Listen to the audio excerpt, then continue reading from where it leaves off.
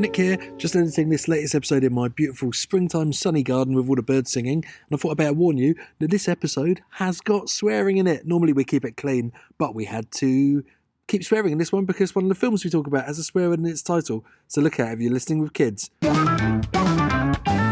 do you see that? Sangeeta's magnetic. The microphone's flying around her like Magneto. There we go. Is this all right where I've got mine? Yeah. Sangeeta will just bring it closer and further away from her mouth using her magnetism. There we go. Is that better? Pure animal magnetism.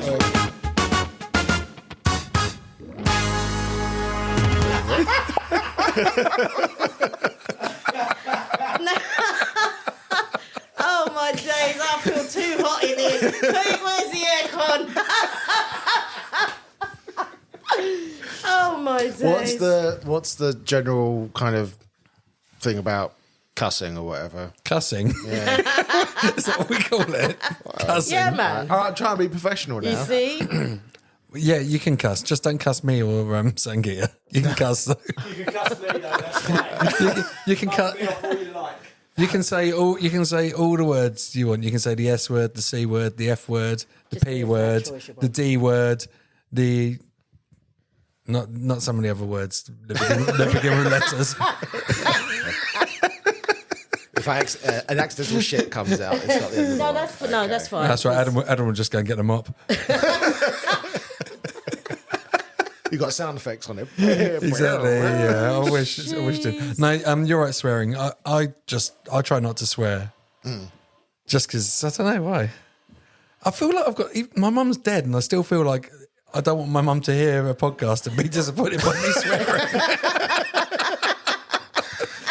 Why are you laughing at my mum being dead? No, I'm not. I'm laughing at you not wanting to swear. Like, shut the fuck up. It's true though. I feel like I'm in mum mode. Shit. Well, hey! Welcome to Are You Creative Podcast, the podcast about creativity in and around Essex. How pro was that, Sangeeta? Oh, God, you know what? It's because I went for Wahey instead of oi oi today. I think it started on a different energy. Changing up the lingo. I like it. I like it. What have you been up to? Oh, I should probably say, hang on, wait a second. I'm Nick Hearn, so-called creative expert, and my co-host is... Sangeeta Mitra, not so creative What? expert. No. What have you been up to? Just not being great. Cool. Not much. Okay, that's boring. I released a pepperoni perfume for Domino's for Valentine's Day. You didn't. Which was good. And it got on the Jimmy Fallon show. Oh my God, what? Which was pretty amazing. Oh, yeah. Wow. Tina Fey and the, what's the lady out of Parks and Recreations? Amy Powler. Amy Powler and Tina Fey were talking about it with Jimmy Fallon. Wow. So I've been winning at life in February 2025. That's amazing. We've That's only pretty just good. started the year. And another thing I did was on the Drew Barrymore show. What did you do? That was a waterproof suit for David Lloyd clubs.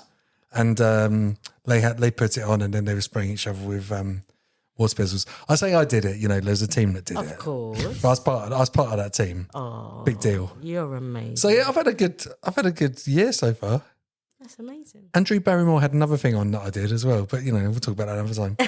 It's pretty mad. It's mad, I isn't need it, when to things are on interview telly? you, don't I? I know, yeah, it's good. But things are going all right. So we've got another amazing guest from Essex here. He is called Joe. Hello. Yeah, he's allowed to talk now. He asked if he's allowed to swear. I thought the first thing he said was going to be a cuss bomb. This is an Essex-based podcast, so I thought, what's the limit we can actually deal with? And actually, yeah, it is Essex-based. Sangeeta, check his passport. Oh, yeah. Yeah, well, it could have been printed. No. It looks legit. Yeah, Joe McGowan. Are you from Essex? I am from Essex. Born and raised? Born in East London, then lived there from when I was less than a year old. Yeah? So, yeah. What, you're like, Mum and Dad, move me to Essex. This is rubbish. Get me out of London. I want to go to Essex. Where did you go to? Where in Essex? Yeah. The Hornchurch, but like more closer to Romford than anything. Yeah, Romford. That's brilliant. Garth Marenghi territory. Romeo Corner. Yeah, sweet. That's so cool.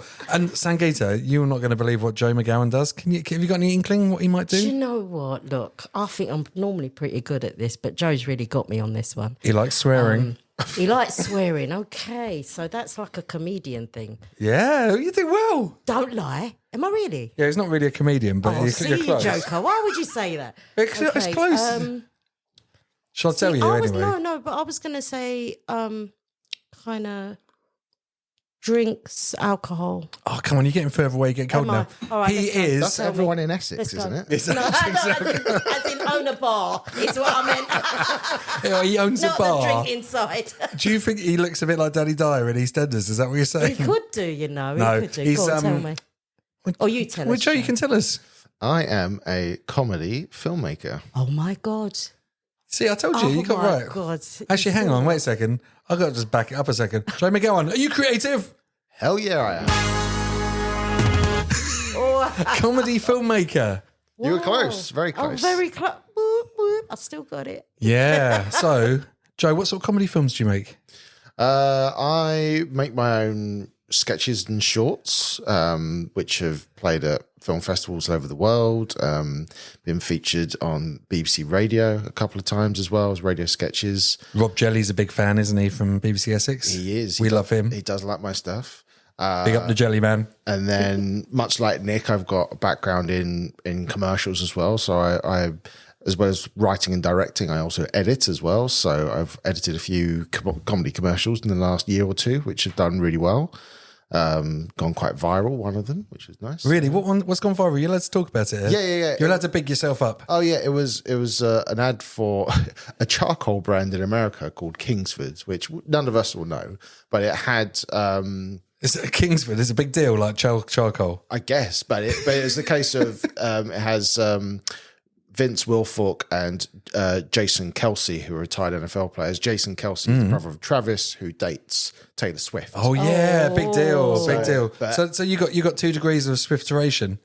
Yes, by just about. But yeah, Jason Kelsey is like much beloved in the US. He retired last year. He played for the Philadelphia Eagles for years, and he was actually also in an episode of It's Always Sunny in Philadelphia. Oh, that's Cameo, cool. Which is my favorite sitcom. So that's double Philadelphia. Double that's amazing. Philly, yeah. And what were you? Were you shooting with them in America, or is this editing job? That was editing. So they shot it. They actually shot it in the suburbs of Philadelphia.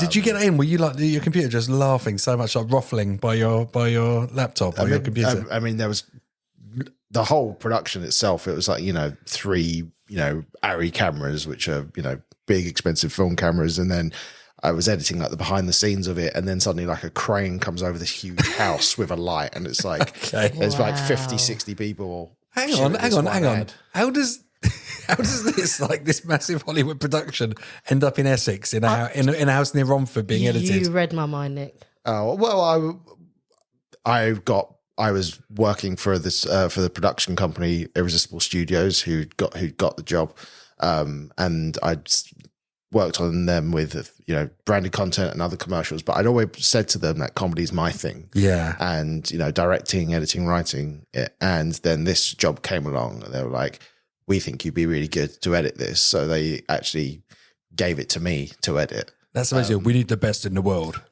Send it to McGowan. Send it to Essex. From Essex. We need goofs and gaffs. He knows what he's on about. Well, no one could drop a fart noise in the right place like Joe. I just got like hammers that I hit. Yeah, Joe's got the best swanny whistle in the business.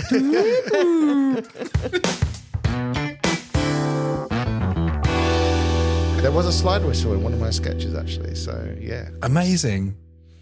Is that like comedy 101? Like where do you actually where do you learn to be funny? I always think you don't learn to be funny; you just kind of are. But there's little tips and tricks along the way that you learn. You're just born funny. You're born funny. I love it. I think to a degree, definitely, and then it's just more kind of honing it in a way. So I've always been able to make people laugh, and taking that into filmmaking is just a no-brainer for me.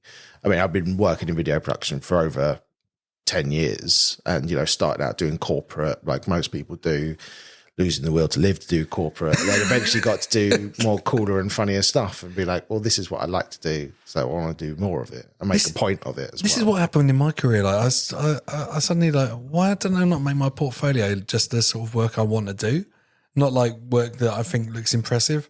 Just do silly. Just be a silly man. If you're a silly man, just be a silly man. Yeah. Don't try and be the serious man. Yeah, I think what a lot of people do in our line of work is they try to do too much. Whereas actually, if you go, do you know what? I'm going to specialize in this one thing. Like, I'm going to be the comedy guy, or I'm going to do, just drinks, or I'm going to do cars. And then you get that reputation of like, oh, he's funny. Oh, he knows his stuff about this or that. And people come to you for doing what you love the most. And that's what I've been doing this really more the last sort of 2 years, been sort of niching into comedy. That's so awesome though, that now that if someone thinks, oh, we need a funny guy, they're going to be like, Joe McGowan. Get me Joe McGowan on the line. We need more on this. I think you mean... Oh, I love that. You see, that's the original. You heard it here first. See, that's why they hire him, not me.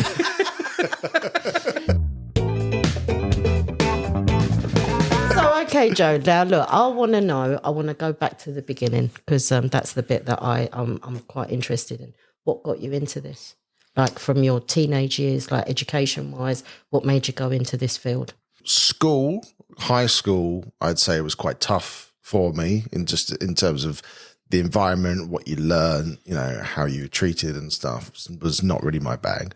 And then when I went to Havering Sixth Form, shout out Havering Sixth Form, Whoop, whoop. they had a media course, and it was, filmmaking, and it was editing and sort of learning the ropes of that. And I was like, oh, that's different. That sounds fun. And I like creative things. So I thought, do that. And I just sort of took to it really well. Is that like an A-level? Yeah, so that was A-level course. Oh, you're so lucky. What? So you didn't? What does that say? What it was called again? Media studies. No, it was like media production and communication. I think it brilliant. was. With a side bit on clowning. It was a bit of cyber clowning, yeah. But so I did that, and then I started. I love that more than anything. The entire time I did A levels, so I thought about going to uni, and I did like a gap year and worked. It was hell. It was the wrong thing to do. And then I went to university, and I found a place called Confetti Studios, which did. Hang on, that sounds fun, doesn't it? They're a competitor of Balloon Dog Studios. Every day was a celebration. Love it. But it was a foundation degree that they did, and it was the course was just what was the actual name of the course? Media. It was just like a sorry, I'll try to get it clean. So Yeah, but no, I'm not. I'm just going to leave it. You think this is more professional than it is. It isn't. Don't worry. I'm going to leave it because it's fun. Yeah, but it was like a 2-year filmmaking course. I'll put it in with an AI voice later on. Yeah, a 2-year filmmaking course there, and then you had an option to do a final year at Dom Mumford University, which is in Leicester, which is kind of who ran the course. Yep. Yeah. And those were great 3 years to kind of just learn and get work experience at the same time through Confetti. They were really proactive about that. And so when you were doing your course, you're shooting, you're scripting, shooting, editing, producing, everything on it. Yeah. Oh yeah. When you're doing those courses, you're learning everything, and you figure out what you're good at, what you're not good at. Audio wasn't my thing. Now I've got a big microphone in front of my face, so we come full circle. Wow. So you're very good on the microphone, Yeah, especially with your honky voices. my white people noises. Yeah, exactly. Oh dear. So yeah, then after uni, I got a job in production companies, like an edit assistant. It was literally me and one guy in a shed, and it was like the other side of the wall that we were facing were basically train tracks. Oh, wow. Yeah. So you're talking like a 4 feet wall and a bit of fence, and then so we'd be working, and then suddenly the fast train would come back and just rattle and scream past you. Oh, right. right? That's And why it it's was called Confetti Studios, because bits will fall down from the ceiling every time the trainer goes past. It was a few years after Confetti, but yeah. So, but then I just started in, small company in London, and then been doing it ever since, and then worked for bigger companies and bigger brands, and this is my second stint as a freelancer now, so I'm freelancing again with the focus on trying to do as much comedy as I can. Yeah, we should probably explain what actual freelancing means, because I didn't even understand that when before I worked in the industry. What's the difference? What is a freelancer? A freelancer gets work very irregularly. First and foremost, there's never any guarantee of full weeks of work. But, it's someone who's self-employed, driven, goes out there, gets the work that they can in the field that they want, as opposed to doing the sort of 9 to 5 days a week. So it's not like having a full-time job. It's like you're picking up jobs when they come in. Yeah, picking up jobs when you come in, but then in that downtime you are, sending emails or trying to get new business or going to networking event. I went to a networking event on Monday, which is a filmmaker amazing. network. So it sounds good as well, because it's got Lance in it, which makes me think of nights and stuff. It's really exciting, isn't it? Freelancing. Yeah, freelance. It sounds so much better than just being full.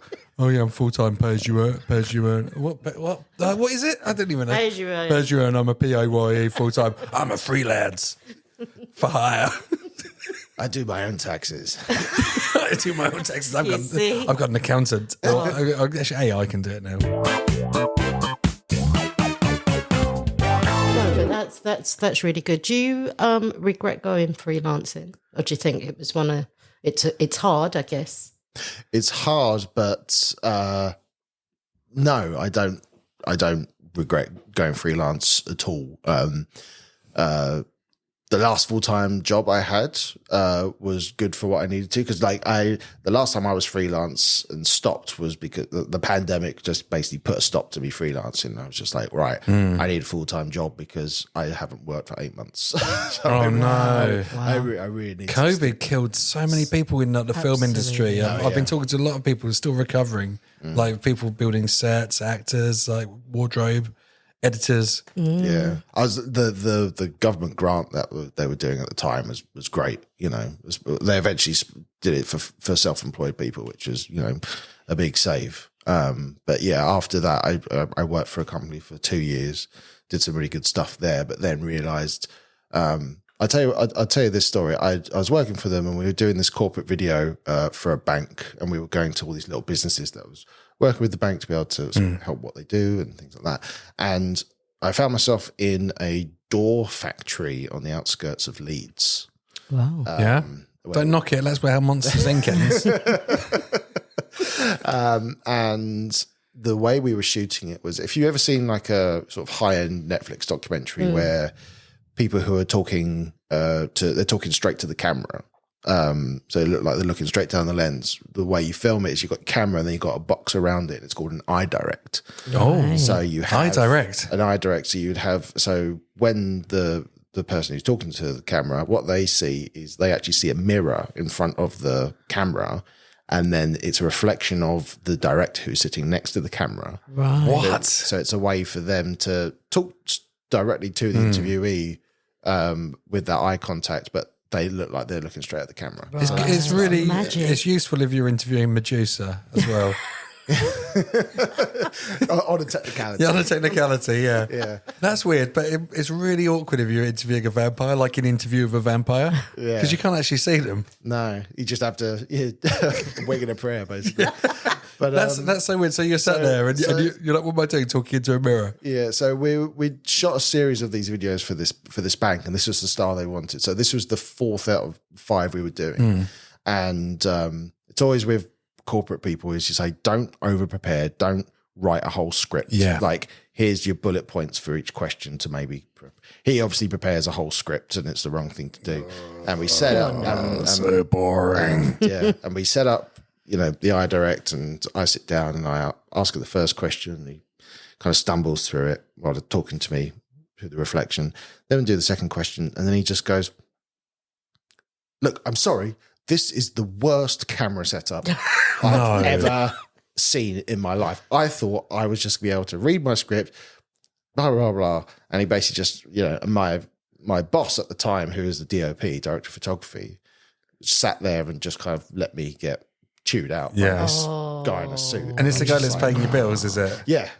And Was he showing off in front of a PA? He was probably shaking his PA or something that was there. And well, what happened was he goes, "Can I talk to her instead?" So I go, "Yep, fine." So I get up, she sits down. I don't contribute to the interview. Wow. And it was so was such an awful experience. The day after, I was like, I need to shoot something. I need to make something for me that no one would ever ask me to do. And it's just for me, and it makes me laugh, makes me happy. So I made a film about a man who pisses in his own mouth. That's based on a true story.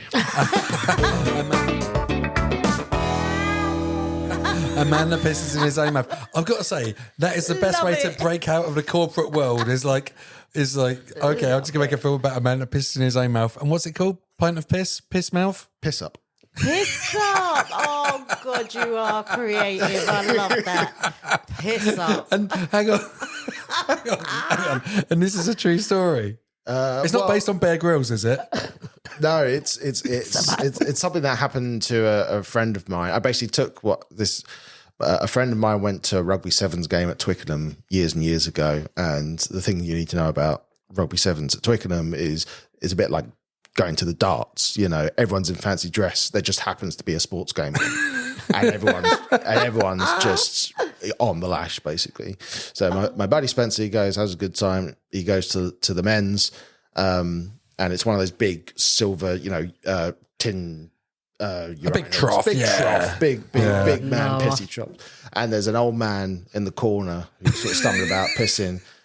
Spencer goes to the other corner and gets on with it. And then a few seconds go by, and Spencer he sees something out the corner of his eye going up the wall. He looks over. This old man is just progressively pissing up and up the wall, up the wall, up the wall, and then he turns the hose on himself. And then drinks the piss straight from the source. Why is that? Why was that? I don't know. Maybe he needed a drink. Yeah, He was dehydrated, obviously. might have wanted to sterilise his front or something. I don't know. Or maybe he was re-drinking his beer. That's weird. Do you think it was a bet? Could be. I just think he was a legend because I got to make a film out of this story. So hang on. But Spencer tells me the story, and he tells it on a stag do in front of a group of about 30 guys, and it obviously kills because it's ridiculous. And I just thought that is so stupid and ridiculous. That kind of works as a sketch, and I think he told me that on a stag do in like March of whatever year it was. Then I had that bad experience on that shoot. A few months later, I just went, that story is calling to me. Did you actually go do it? Did you sort of construct the scenario as it had happened in the story? Was it? No, we because in the story it was in like a public toilet, and thought about that, and no one who wants to hang out in a public loo for as long as they need to, let alone for a few hours for a shoot. So I opted to use the alley of my brother's house. Oh, brilliant! So really like zero budget location. Yeah. It was like And how many people were acting in this? 2 actors, a guy who I put like a casting call out for one role, and then I approached someone who I knew who's like an old family friend who's now become a bit of an actor. He was a legend because he could actually urinate for 1 hour on command. He's from Essex, actually. I should get you in contact with him. He's quite a character. You'd like him. His name's Kevin. And I've known him all my life because he's one of the group of parents that my parents met during NCT classes. Yeah. So I've known amazing. him all my life. Wow. So was he the pisser? He was. I rang him up. I went, Kev, I'm doing this film. I told, I gave him the whole spiel about it and what about it. He goes, okay, right. And what part would you like me to play? I was like, the dirty old man that pisses his own mouth. Right, I thought as much. Yes, I'll do it. Hang on. I've got now. Sangeeta's a big fan of Lucasade. I'm just wondering what you actually used for the wee that went in the mouth, because I was thinking Lucasade would have been quite a good.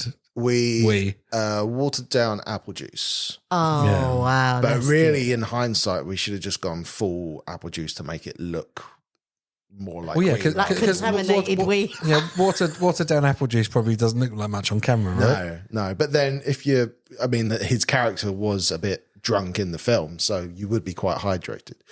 So you think if a purist is looking at it, you've got to make sure that your Pantone chart is right for the urine. Yeah. Yeah, Oh, I love it. That's a genius, absolute genius. I'm crying.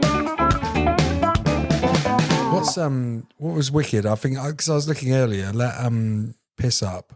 You won some awards for that as well, didn't you? I won, I think 1, maybe 2 for that. Yeah. So that must have been pretty motivational, to like say like, oh, I've made this just off mine in the alley, and I've won some awards, so let's keep going. Yeah.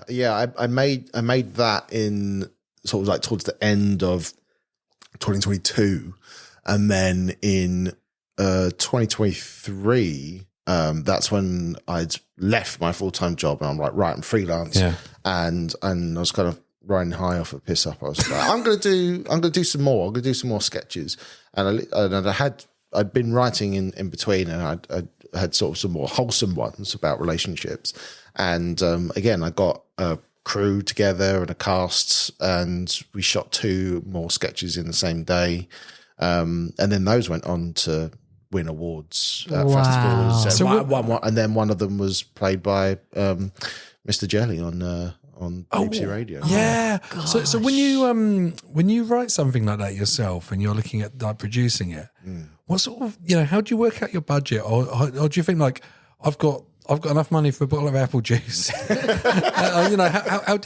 do you work it out and work out what the best thing you can do for the amount of money you've got is? Well, the thing I will say about comedy is people are willing to work on comedy for little or nothing, because they want to laugh and have a good time, or they want to add a new string set to their bow. So with Piss Up, I think it was maybe like a couple £100, like people just work for free, and it was great. And then Take Away and Couple Noises, which were the next ones, that was the same thing, but like a whole new crew. I used there's a filmmakers web networking site called Shooting People, where you can get crew who will come and do work experience or just shoot. Hang on, shooting people. Yeah, don't go on the dark web and look at that because you might end up with the wrong thing. Yeah, quite an ominous sounding website, but no, shootingpeople.org is the website. So any budding filmmakers who just want to find like-minded people to help make shorts or sketches or anything in between, that's a great resource. And generally on that is you can put a call out and you can say, hey, I'm making a film. I'm Joe McGowan from, you might have seen my in Piss Up with the man pissing in his own mouth. I'm going to make another film. Who wants to be on board? Well, not in those exact words, because that sounds like the bio of a lunatic. I'm making a sequel. It's called Shit Up. Oh, wow. Who's in? Oh, shit down. Man. Yeah, I've got Shit down. Yeah, water shit down.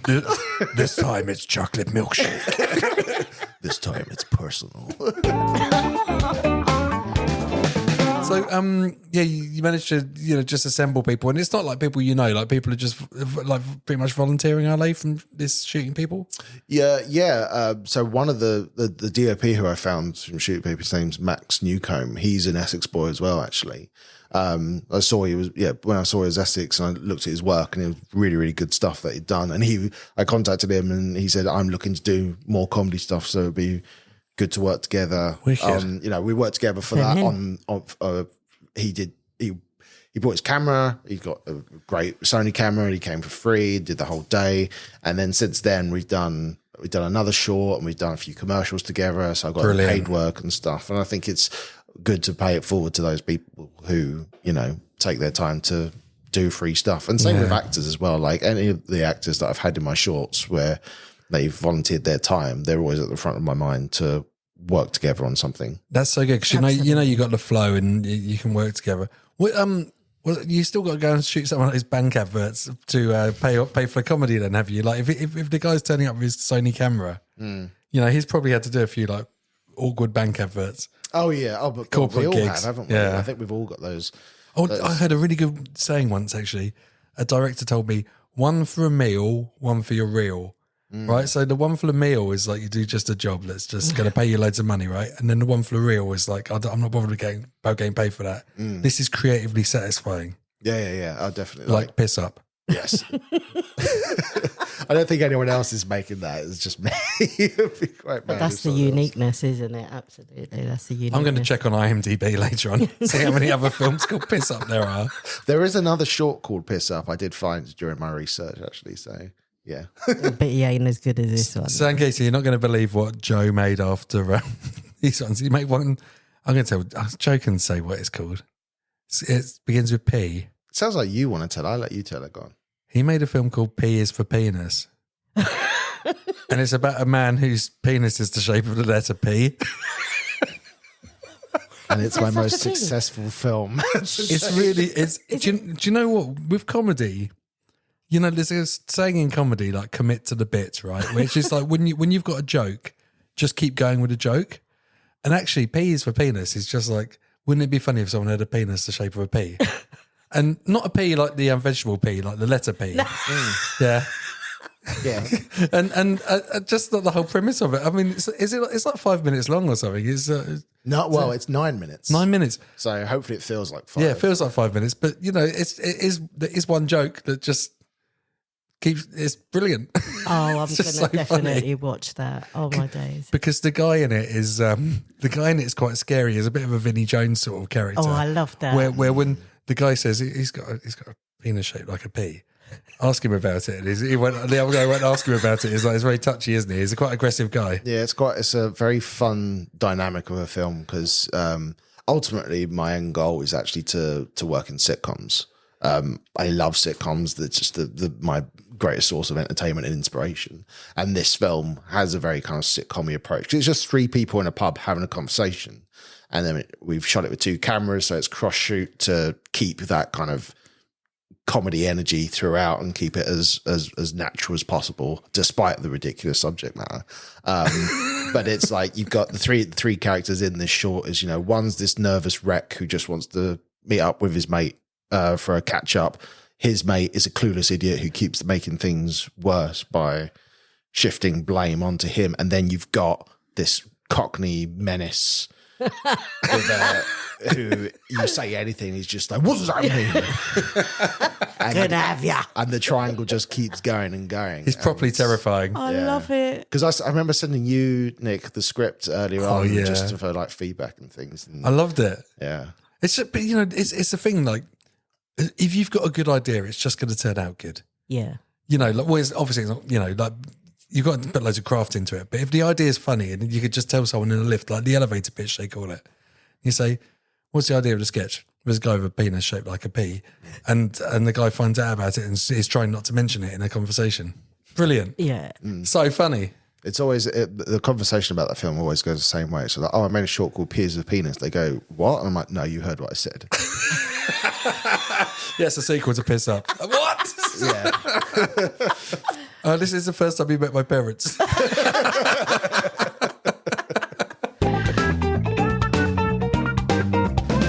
Oh, that's amazing. So actually, the kind of bad start or experience you had then led on to something really, really good. Yeah. Because obviously, I guess in a world of work, you know, you get your dips, you get your ups, you get your downs. So that bad experience then led on to all these good things for you. Yeah, it definitely narrowed my vision of like, okay, I like doing my own shorts.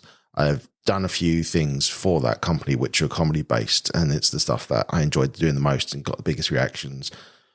This is what I want to do. Fantastic. And just sort of grow and grow from there. It really, what I always say is I want to make funny things with funny people. Yeah, brilliant. So if there's other filmmakers out there, if there's comedians out there that need help making things similar to what I've made, then I'm totally here for it. That's so good. You got like payback, I suppose. Did anyone help you out when you were coming through, like, and give you time and you learn from them, and then you're going to pass it on to the next lot of people? I've been talking to some more sort of established people recently. So last year, this is a different sort of comedy commercials that I edited. The director of them, his name is Ben Gosling Fuller. And back in the day, he directed like the first series of IT Crowd. He did Dead Ringers, and he really liked, you know, the edits that I did for him. It's like 3 separate ads, but they're all kind of sort of similar style, sort of mockumentary style. And I made a point of, you know, reaching out to him afterwards. He was like, really loved what you did. Yep, let's meet up and chat. I actually chatted in today, just like during Awesome. go out for a Oh, coffee wow. sometime. But really, take me with you. I think that's really important to keep your network going, though, as well. Absolutely. Yeah, What one? no one's going to do it, but you know. I'm not trying to one up you, but we were writing a comedy lab for Channel 4, and Sam Bain said he would mentor us a bit. Sam Bain, who did Peep Show with Jesse Armstrong. Oh, nice. And we went and had a meeting with him at Channel 4. I mean, it's mainly Nikesh that was his contact, but I remember just sat there, I couldn't hear a word he said because I was just thinking I'm sat here with Sam Bain, like one of my comedy heroes. And it wasn't a funny meeting. He was just half an hour, like loads of good advice, all of which was I forgot instantly because we were in the Channel 4 building and with Sam Bain. Yeah, no, But it was so kind and it was so kind and generous of him to do that. And hopefully you got to pay that back to the next lot of people. Yeah, I was at a film festival recently, and I was sort of doing a bit of a Q&A after Pierce of Penis screened, and took a question from someone, and literally someone who just wants to hasn't started directing, but they're like, "What's your one bit of advice to people who want to direct?" I'm just like, "Oh, I wasn't expecting questions like this today." Well, can you just answer that, because that's actually going to be one of my questions today. You've just done it. The answer is just go do it. Yeah, just start doing it. It's the simplest thing to think about, but if you're not doing it, then it's not going to happen. And Sangeeta, you put something like this on Facebook earlier. It was like you had, sorry, Joe, but Sangeeta put this list up and I was reading it and I was like, yeah, I'm feeling inspired. And one of them was like, don't ask when the best time to start is, just start and improve as you go. That's right. Yeah. And I was like, come on, Sangeeta, I that's did find the that really spirit. inspirational. But I always have to remember that advice myself, because I write as well, and I get so distracted, or I think, I just don't think I'm good enough, or a lot of self-doubt and things like that. But then it's just like, no, I am all right at what I do, and I just get on with it. Otherwise, it's just going to sit there and the page is going to be blank. Exactly, and I think fill it up with fart noises, and something will happen. Do you know what's difficult? I listen to a lot of podcasts about people talking about writing for telly and being in writers' rooms and stuff. They say, you'd be writing and for movies as well, and you won't even make anything for 2 years or 3 years, or it'll be forever. You lose all your energy and your love for it because you've moved on like 5 projects in a row. In your head, making your own stuff, making a short in a one day. So good, isn't it? If you can just be like, okay, this is going to cost me a few £100. Yeah. And get some people from shooting people, not on the dark web. The other shooting people, unless it's about an assassin from the dark web, of course. There's plenty of those on the festival circuit. Yeah, I know.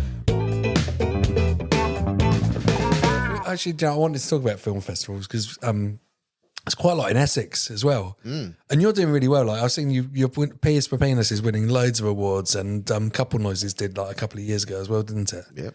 So I was looking like there's now like the Essex Film Awards. There's Romford Film. Oh, actually, I'm in Romford Romford Horror Film Awards tomorrow. Oh, nice! Congratulations. Thank you very much. There's just forgot about that. Just another little exciting thing happening to me this week.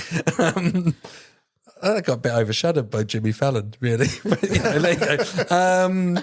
But you got Southend Horror, Southend Film Festival. It's mad, isn't it? Basildon's got a lot. Bas Vegas has got a few film festivals. Yeah, Essex is big. What's going on? Don't know. I got an honourable mention at the Essex International Film Festival, which is a new one. Essex International, yeah. It's because we've got Southend Airport. So that's like we can now Essex International. Well, do you know what? I'll throw back even further. So before, when I made Piss Up, the last short film I'd made was probably like 10 years before that. So it'd been a long gap, and I made a short called Frank, which again was just very low budget, sort of abstract kind of comedy rather than ha-ha comedy. And it got into the Thurrock International Film Festival. Do you know what though? Don't laugh, because Thurrock is now popping off as a media hub. Okay. I was in Thurrock shooting with the Sidemen. No. In a big studio. They've got like they got, I can't even remember what it's called. It's part of like the Royal National Opera, or so English National Opera. Have a rehearsal space there, and there's like a film studio there and stuff. So there's there's a lot of stuff going on there, and I think a lot of the higher budget stuff is being shot there. I mean, it's only down the road. Enfield isn't really, it's just, it's on the border of Essex. Yeah. There's big studios there as well, London Film Studios. It's sort of far enough out of London for it to sort of bring the rates down. It's moving east, bruv. It's moving east. But, Potter's going to pop off again, isn't he? Up at Leavesden. So, West's going to start pulling it all back over that way. We'll just meet in the middle of London, have a fight, right?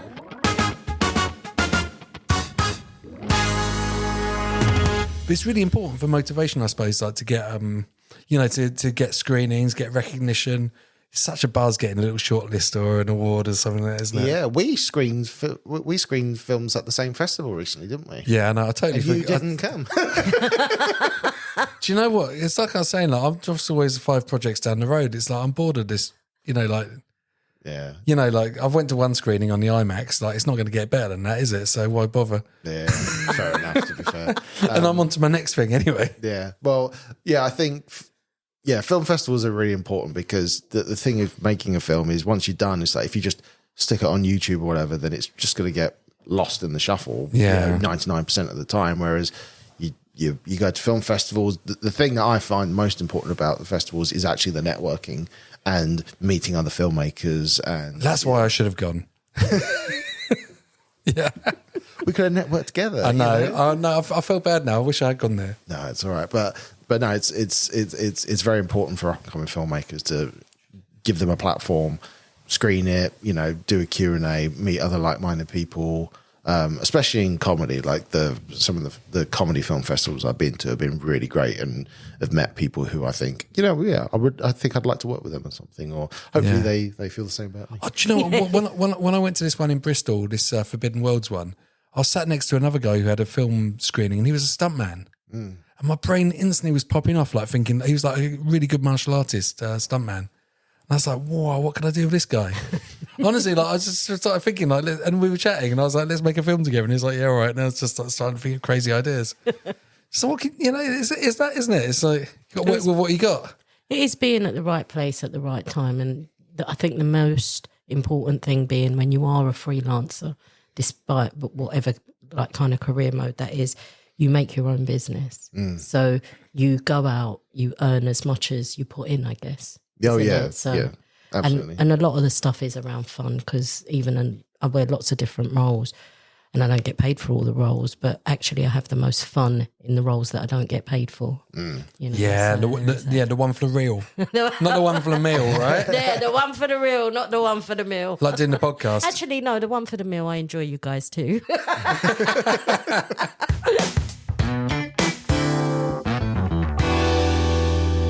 I know. I've just got to talk about some of the celebrities you work with. Sorry, we've got to get a bit shallow here. That's all right. Well, I'm about to work with some celebrities, actually. So yeah. kind of runs up quickly. Come on, I mentioned the Sidemen earlier, but there's a celebrity you work with, I keep trying to work with, and I never get. It's Murder Isn't a Dance. I can't even sing it. Murder on the Dance Floor. Sophie Ellis Bextor. Ellis Bextor, yeah. She's awesome. You work with her? Very, very, very briefly. Well, it's on your website. It is. I was actually operating the camera on that. Yeah, so that was, what was that? Oh, that was a bit of online content for American Express at a festival. And she was DJing with her husband because they did something during the pandemic, didn't they? They did the Sophie Ellis Bextor's Kitchen Disco. Yeah, so it was them basically doing that in a tent, and I was meant to get some shots of her, and I was on this amazing camera. It's called the Ronin 4D, which basically had an inbuilt gimbal. Well, look at you getting so excited. It's like a steady cam. Basically, listeners, you can't see. Joe was just waving his arm around like an emu pecking at a ball. He was so excited to show what a steady cam. Show a steady cam. Imagine an emu pecking at a ball that's floating around in the air. That's what Joe was doing. Thank you, Nicholas. Okay, and I'm not talking about any emu. I'm talking about Rod Hull's emu. But yeah, I was in a crowd of about 100 people. They were dancing and raving. You're emuing around in the crowd. I'm there with this camera that's, a higher camera. I'm just please don't damage it or anything. And then I was just I just got up on stage with her and tapped on the shoulder, could you give us a twirl? And she did it and did a few other things. But yeah, she was nice. Oh, that's awesome. Her husband's cool as well. He's got a base the shape of the Millennium Falcon. Okay. He has. It's good. He's got the Millennium Falcon bass. Like I think he plays in the Feeling or something like that. Okay. Anyway, I good thought you family. said face. I was like, Millennium A Falcon's bass. face. Well, that'd be interesting. Well, that's your next film, isn't it? Do you know that guy that's got the face like the Millennium Falcon? It's quite niche, isn't it? So, Joe, what's coming up for you next? So currently I'm editing a video game trailer. What? Which is what I've been doing today. That's so cool. That's very cool. Do you get to play the video game to get the footage? No, someone else does that.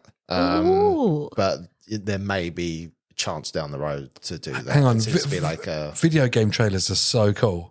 Yeah, this is an unannounced... I can't, talk about the game. Have you but got a big song on it? No, it's like the in-game music. Oh, kind of thing. I love it when it's like Johnny Cash Hurt or something like that. And the video game trailer comes out and you're like, hurt myself today. And you're really like emo and it's like, yeah. You know what I mean? What game's that?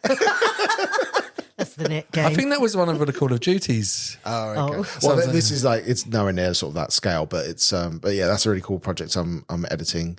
And then I've got a shoot in a couple of weeks, do a bit of branding content for Slim Fast, and it's going to have, Kelly Brook. It's going to have Big Nasty. Fat Boy Slim. Yeah, Big Nasty. And, Oh, hang on. Big Nasty. Sangeeta's mate. yeah.